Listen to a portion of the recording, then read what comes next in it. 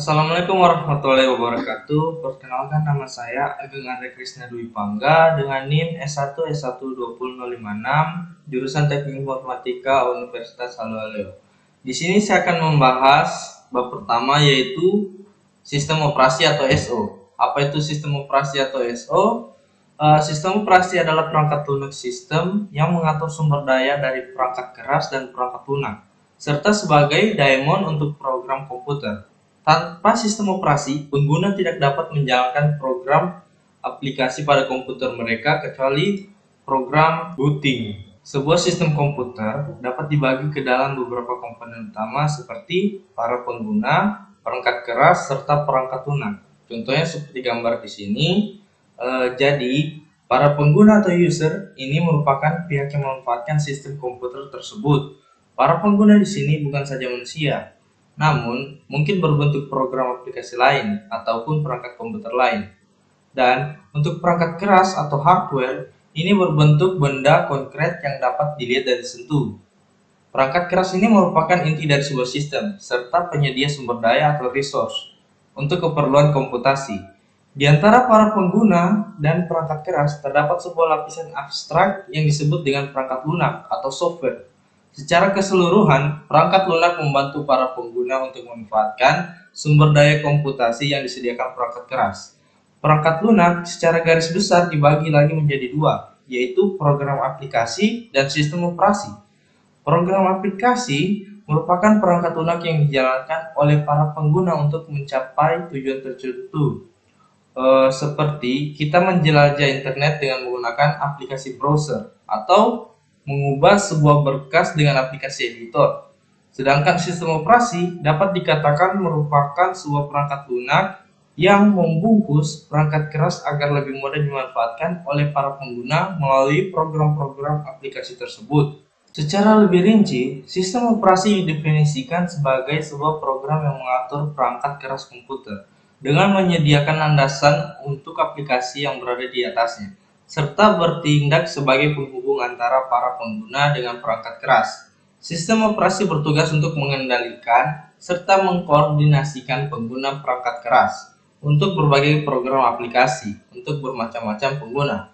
Dengan demikian, sebuah sistem operasi bukan merupakan bagian dari perangkat keras komputer dan juga bukan merupakan bagian dari perangkat lunak aplikasi komputer, apalagi tentunya bukan merupakan bagian dari para pengguna komputer.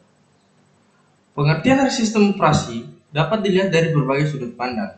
Dari sudut pandang pengguna, sistem operasi merupakan sebagai alat untuk mempermudah penggunaan komputer. Dalam hal ini, sistem operasi seharusnya dirancang dengan mengutamakan kemudahan penggunaan dibandingkan mengutamakan kinerja ataupun utilisasi sumber daya.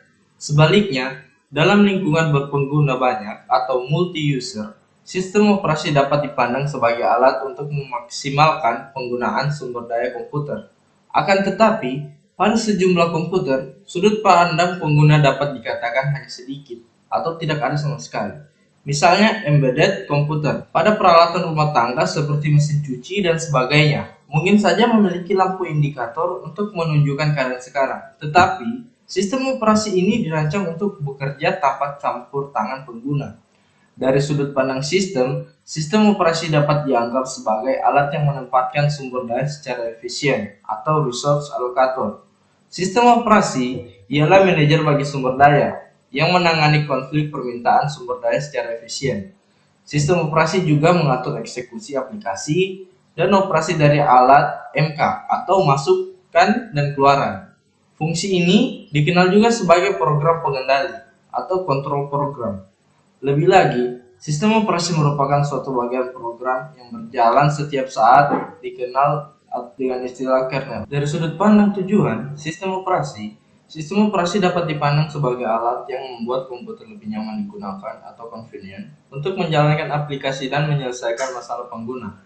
Tujuan lain sistem operasi ialah membuat penggunaan sumber daya komputer menjadi lebih efisien. Dapat disimpulkan bahwa sistem operasi merupakan komponen penting dari setiap sistem komputer. Akibatnya, sistem operasi selayaknya merupakan komponen penting dari sistem pendidikan berbasis ilmu komputer. Konsep sistem operasi dapat lebih mudah dipahami jika juga memahami jenis perangkat keras yang digunakan. Demikian pula sebaliknya.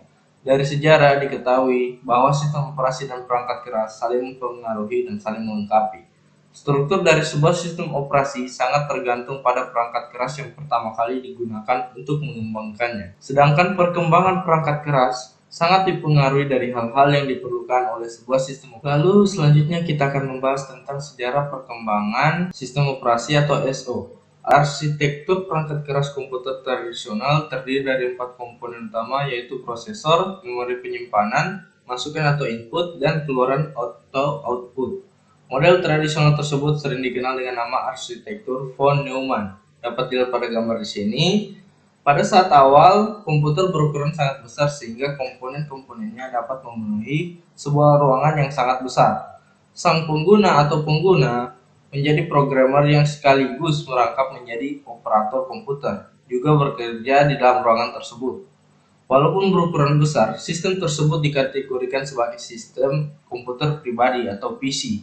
Siapa saja yang ingin melakukan komputasi harus memesan atau mengantri untuk mendapatkan alokasi waktu. Kira-kira waktunya itu 30-120 menit. Jika ingin melakukan kompilasi Fortran, maka pengguna pertama kali akan meload kompilator Fortran yang diikuti dengan load program dan data. Hasil yang diperoleh biasanya berbentuk cetakan atau printout. Timbul beberapa masalah pada sistem PC tersebut, umpama misalnya alokasi pesanan harus dilakukan di muka. Jika pekerja rampung sebelum rencana semula, maka sistem komputer menjadi idle atau tidak tergunakan. Sebaliknya, jika pekerjaan rampung lebih lama dari rencana semula, para calon pengguna berikutnya harus menunggu hingga pekerjaan selesai. Selain itu, seorang pengguna kompilator Fortran akan beruntung jika pengguna sebelumnya juga menggunakan Fortran. Namun, jika pengguna sebelumnya menggunakan COBOL, maka pengguna Fortran harus meload.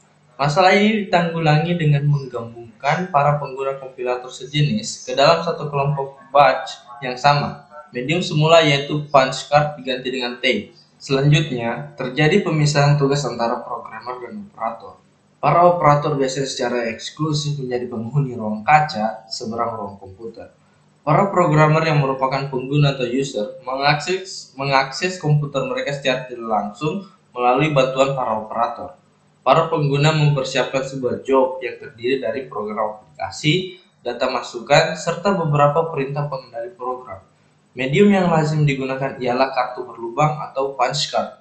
Setiap kartu dapat menampung informasi satu baris hingga 80 karakter. Set kartu job lengkap tersebut kemudian diserahkan kepada para operator. Perkembangan sistem operasi dimulai dari sini dengan memanfaatkan sistem bug.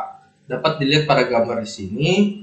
Para operator mengumpulkan job-job yang mirip yang kemudian dijalankan secara berkelompok. Umpama, job yang memerlukan kompilator Fortran akan dikumpulkan ke dalam sebuah bus bersama job-job lainnya, juga memerlukan kompilator Fortran. Setelah sebuah kelompok job rampung, maka kelompok job berikutnya akan dijalankan secara otomatis. Pada perkembangan berikutnya, diperkenalkan konsep multi-program system. Dengan sistem ini, job-job disimpan di memori utama di waktu yang sama dan CPU dipergunakan bergantian. Hal ini membutuhkan beberapa kemampuan tambahan, yaitu penyediaan I/O rutin oleh sistem, pengaturan memori untuk mengalokasikan memori pada beberapa job, penjadwalan CPU untuk memilih job mana yang akan dijalankan, serta pengalokasian perangkat keras yang lain.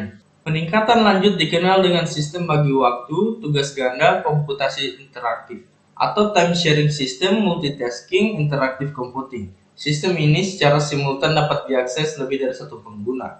CPU digunakan bergantian oleh job-job di memori dan di disk. CPU dialokasikan hanya pada job di memori dan job dipindahkan dari dan ke disk. Interaksi langsung antara pengguna dan komputer ini melahirkan konsep baru, yaitu response time yang diupayakan wajar agar tidak terlalu lama menunggu. Hingga akhir tahun 1980-an, sistem komputer dengan kemampuan yang normal lazim dikenal dengan istilah mainframe.